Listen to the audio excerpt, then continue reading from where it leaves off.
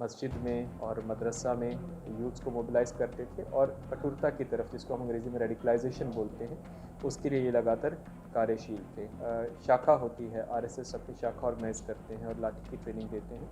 उसी तरह से ये लोग शारीरिक प्रशिक्षण, फिज़िकल एजुकेशन के नाम से लोग अपने यूथ्स को बुला के और उनको प्रशिक्षण दे रहे थे, और उसी के साथ ही जो अपना एजेंडा है और प्रोपेगेंडा है, उनके माध्यम से यूथ्स को ब्रेन वॉश करने का काम कर रहे थे। पटना के फुलवारीशरीफ से गिरफ्तार संदिग्ध आतंकियों को लेकर आज पटना के एसएसपी मानवजीत सिंह ढिल्लों ने भी प्रेस कॉन्फ्रेंस किया है। उन्होंने प्रेस कॉन्फ्रेंस के दौरान इन आतंकी संगठन की तुलना आरएसएस से कर दी है, जिसके बाद विवाद गहराने लगा है। दरअसल पटना एसएसपी उदाहरण देकर इनके गतिविधि को समझाने की कोशिश कर रहे थे। उन्होंने कहा, जिस तरह शाखा में यानी आरएसएस में शारीरिक शिक्षा दी जाती है, उसी तरह मस्जिद मदरसों में ये लोग फिजिकल ट्रेनिंग दे रहे थे।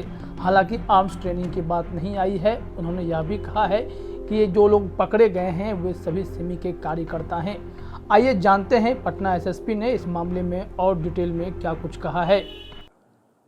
ये आज का प्रेस ब्रीफिंग रखा गया है। आप लोग अवगत होंगे कि फुलवारी शरीफ में हमने पॉपुलर फ्रंट ऑफ इंडिया और उसका जो पॉलिटिकल विंग है एसटीपीआई, उनके कुछ कार्यकर्ताओं को गिरफ्तारी की गई है। मामला ये था कि हम लोगों को कुछ इनपुट्स प्राप्त हो रहे थे कि एक जगह है फुलवारी में, नया टोला अहमद पैलेस करके, उसके जो मालिक मकान है मोहम्मद जलालुद्दीन, ये पहले झारखंड पुलिस में सब इंस्पेक्टर रहे हुए और वहाँ से सेवानिवृत्त हुए हैं, कि इनके मकान में एक ऑर्गेनाइजेशन, तब तक ऑर्गेनाइजेशन की हम लोगों को जानकारी नहीं थी, कि कुछ लोग वहाँ पे मीटिंग्स करते हैं और मीटिंग्स के माध्यम से धार्मिक कठोरता और जिसको हम अंग्रेज़ी में बोलते हैं रेडिकलाइजेशन, वो करने का प्रयास कर रहे हैं। तो इस ऑर्गेनाइजेशन को हम लोग काफ़ी देर से फॉलो भी कर रहे थे, और हमारे अलावा जो बाकी सिस्टर एजेंसीज़ हैं, इंटेलिजेंस एजेंसीज़ हैं, उनके पास भी कुछ इनपुट्स थे। तो अभी जैसे माननीय प्रधानमंत्री का विज़िट हो रहा था, तो उससे पहले हम लोग अपना जो सोशल मीडिया के मॉनिटरिंग सेल होते हैं और जो इस तरह के इनपुट्स के ऊपर हम लोग और सघन रूप से जांच करते हैं। तो इसी क्रम में हम लोगों को पता चला कि 6 और 7 जुलाई के बीच में 10-12 लोग अन्य राज्यों से आकर, विशेषकर तमिलनाडु और केरल से आकर वहाँ पे मीटिंग लिए हैं और कुछ लोगों को शारीरिक प्रशिक्षण दिए हैं। बिल्कुल नॉर्मल कोई आर्म्स का प्रशिक्षण नहीं, बल्कि शारीरिक प्रशिक्षण दिए हैं। इसी इनपुट के बिना पर फिर उस जो ऑर्गेनाइजेशन है उसका ऑफिस लोकेट किया गया नया टोला में और छापामारी की गई। छापामारी के क्रम में हमको वहाँ से कुछ ऐसे डॉक्यूमेंट्स मिले जो कि जिसमें भारत को इस्लामिक राष्ट्र बनाने के लिए कुछ कार्य योजना थी, और इस प्रकार की कुछ टिप्पणियाँ थी कि हम लोग किस तरह से जो एक पर्टिकुलर ऑर्गेनाइजेशन है, इसका पॉलिटिकली हम कैसे एक्सपेंड करेंगे और किस तरह से धीरे धीरे इस्लामिक राष्ट्र की तरफ हम लोग देश को लेकर जाएंगे। उसी के बिना पे इन डॉक्यूमेंट्स को सीज़ किया गया है और फुलवारी थाना में एफआईआर हुआ है। कुल 3 लोगों की अभी तक गिरफ्तारी हुई है। उनमें से जो एक हैं अथर प्रवेश के जो अपने भाई हैं मंजर प्रवेश, वो पहले सिमी, जो कि अब बैन हो चुका है, उसके एक्टिव कार्यकर्ता थे और उसमें वो सिमी के सदस्य होने के नाते जेल भी जा चुके हैं। और जो उनके भाई हैं अथर प्रवेश, वो खुद भी पहले सिमी के कार्यकर्ता रहे हुए हैं और सिमी के पूर्व के जो मेंबर्स थे उनके बेलर का काम करते थे।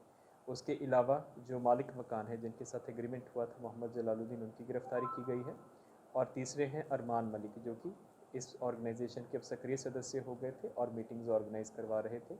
एफआईआर में कुल 26 लोगों को नामजद किया गया है, जिसमें अधिकांश लोग बिहार के हैं और कुछ लोग बिहार के बाहर के भी हैं, कर्नाटक के हैं, और उनकी प्रति साक्ष्य संकलन की कार्रवाई की जा रही है। और अभी तक जो अभी तो अनुसंधान बिल्कुल प्रारंभिक स्टेजेस पर है। जो पता चला कि ऑर्गेनाइजेशन बेसिकली मोबिलाइज़ करती थी, मस्जिद में और मदरसा में यूथ्स को मोबिलाइज़ करते थे और कठोरता की तरफ, जिसको हम अंग्रेज़ी में रेडिकलाइजेशन बोलते हैं, उसके लिए ये लगातार कार्यशील थे। इसका जो मॉडस था कि ये लोग जैसे शाखा होती है, आरएसएस अपनी शाखा ऑर्गेनाइज करते हैं और लाठी की ट्रेनिंग देते हैं, उसी तरह से ये लोग शारीरिक प्रशिक्षण, फिज़िकल एजुकेशन के नाम से लोग अपने यूथ्स को बुला के और उनको प्रशिक्षण दे रहे थे, और उसी के साथ ही जो अपना एजेंडा है और प्रोपेगेंडा है, उनके माध्यम से यूथ्स को ब्रेन वॉश करने का काम कर रहे थे।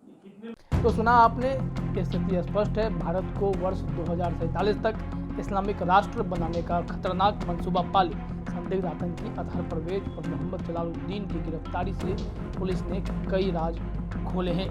इससे पहले फुलवारी शरीफ के एडिशनल एसपी मनीष कुमार के अनुसार प्रधानमंत्री नरेंद्र मोदी के 12 जुलाई को पटना दौरे के कुछ घंटे पहले ही इन संदिग्धों को गिरफ्तार किया गया था। उन्होंने बताया था कि हमें पहले से सूचना थी कि फुलवारी शरीफ के नया टोला नहर के पास एक मकान में देश विरोधी और मुख्य रूप से समुदाय विरोधी कार्य किया जा रहा है। इसी क्रम में 6-7 जुलाई को यहाँ पर मार्शल आर्ट के नाम पर कुछ स्थानीय लोगों को चरमपंथी लोगों द्वारा तलवार चाकू चलाने का प्रशिक्षण सहित दूसरे समुदाय के प्रति उन्मादित करने, सांप्रदायिक विद्वेष पैदा करने का प्रयास किया गया था। पुलिस के पास पूरी घटना का सीसीटीवी फुटेज भी है।